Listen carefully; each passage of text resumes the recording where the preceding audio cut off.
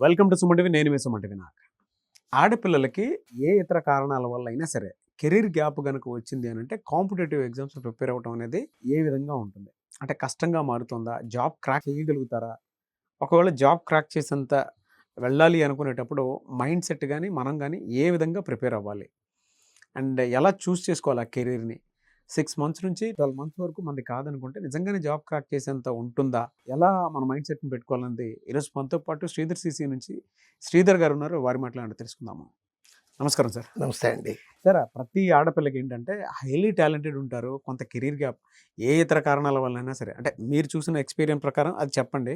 At the same time 6 months నుంచి 1 year కాదనుకొని మీ దగ్గర కనుక జాయిన్ అయితే ఎలా ఉంటుంది, జాబ్ క్రాక్ చేయగలుగుతారా? డెఫినెట్గా అండి.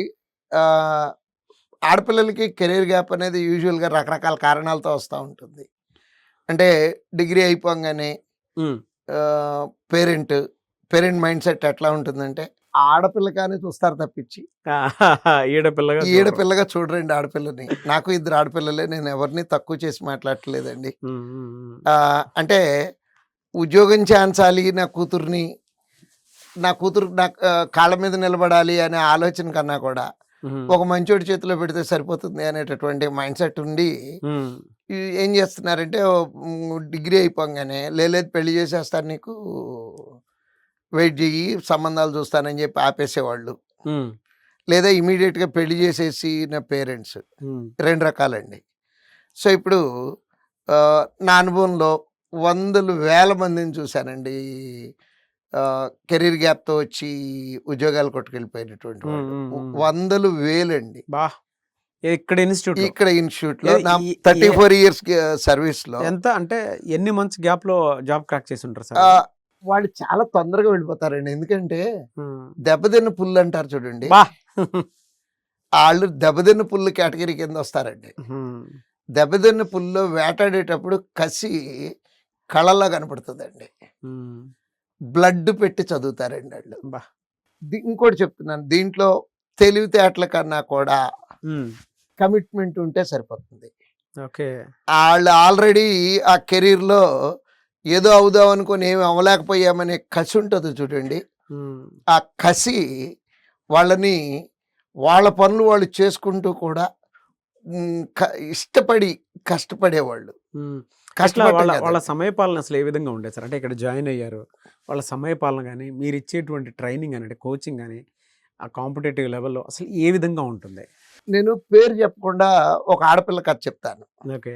యూజువల్గా మేము మా క్లాసులు స్టార్ట్ అయ్యేది 6:30కి అండి. ఒకరోజు ఒక క్లాస్కి, నా క్లాస్కే 6:35కి వచ్చారు పిల్లలు. నేను అందరినీ డాష్ మీదకి పిలిచి కారణం అడుగుతా. దాంట్లో ఒక ఆడపిల్ల నాలో నాకు తర్వాత తెలిసింది, she is the mother of 2 kids, school going kids.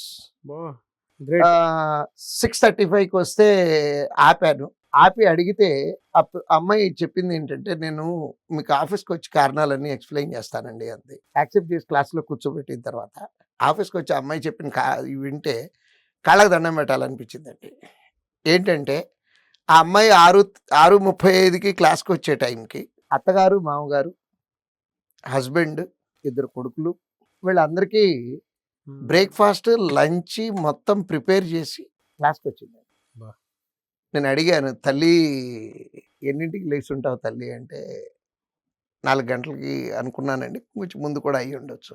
So ఇందాక ఒక మాట చెప్పాను, కమిట్మెంట్ లెవెల్స్ ఎక్కువ ఉంటాయని. ఇది రియల్ కమిట్మెంట్ అండి. అంటే మీరు చూసిన 3 changes ఏమై ఉంటాయి కమిట్మెంట్? ఫస్ట్ ఆ కమిట్మెంట్ లెవెల్స్ మనకి కనపడేది చదువుకునే దాంట్లో ఒకటి కమిట్మెంట్ కనపడుతుంది. నెక్స్ట్ వాళ్ళు ఆ పంక్చువాలిటీ, ప్రిపరేషను, ఈ 2 కూడా మిగిలిన వాళ్ళకన్నా బాగా చేస్తారండి. నెక్స్ట్ అసలు వీళ్ళకి ఈ కెరీర్ గ్యాప్ రావటం అనే దాంట్లో చదువుకోవటంలో నిజంగా చెప్తున్నానండి పెద్ద ఇబ్బందులు ఏం లేవు.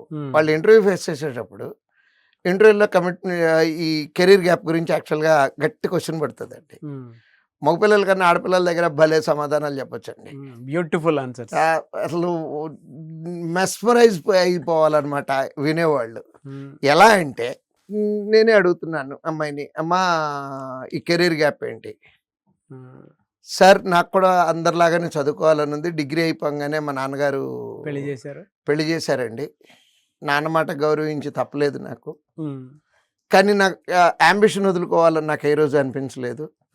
మా హస్బెండ్‌ని, మా అత్తగారిని, మామగారిని అందరినీ కన్విన్స్ చేసుకొని ఇక్కడ దాకా వచ్చేటప్పటికి ఇంత టైం పట్టింది. ఉమ్. సో, ఇంకసలు దాంట్లో ఫర్దర్ క్వెషన్సే ఉండవండి. అక్కడ ఆ అమ్మాయిని సబ్జెక్ట్ నాలెడ్జ్ ఏయి చెక్ చేయాలని కూడా ఇంటర్వ్యూ చేసే బోర్డు కనిపించదండి. ఉమ్. కారణం ఏంటంటే సీక్వెన్స్‌గా మాట్లాడుకుందాము. ఫస్ట్ పార్ట్ ఏం చెప్పింది, నాన్నగారు పెళ్ళి అన్నారండి, ఒప్పుకున్నాను. అంటే టిపికల్ ఇండియన్ గర్ల్ ఉంది అక్కడ ఉమ్. ఆ రోజున. తండ్రి అవును. మాటకి విలువ ఇచ్చేటటువంటి గర్ల్.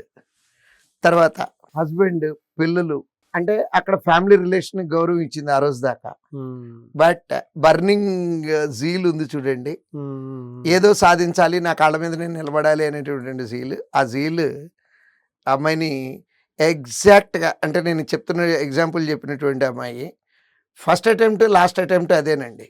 బా. ఉద్యోగం కొట్టి అమ్మాయి సెంట్రల్ బ్యాంక్‌లో పీఓగా వర్క్ చేస్తుందండి. ఉమ్. సక్సెస్ మీట్‌కి యూజువల్‌గా ఒకళ్ళు ఇద్దరు వస్తూ ఉంటారు. ఆ అమ్మాయి చక్కగా ఒక 7, 8 మంది పెద్ద ఫ్యామిలీతో వచ్చింది. కంటికి గ్రేట్. ఇంపుగా అనిపించింది. Great sir, great.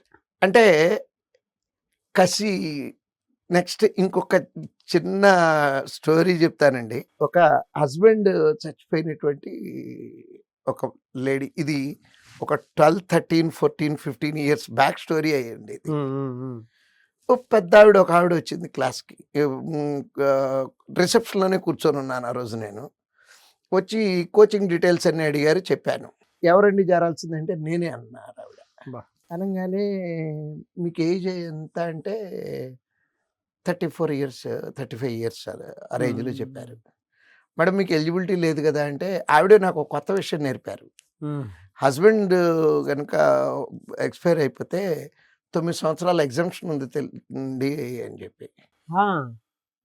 నేను నిజంగా ఆవిడ వెళ్ళిపోయిన తర్వాత ప్రాస్పెక్టస్ తీసుకొని, అంటే నోటిఫికేషన్ తీసి చదివితే ఉంది. చెక్లిస్ట్.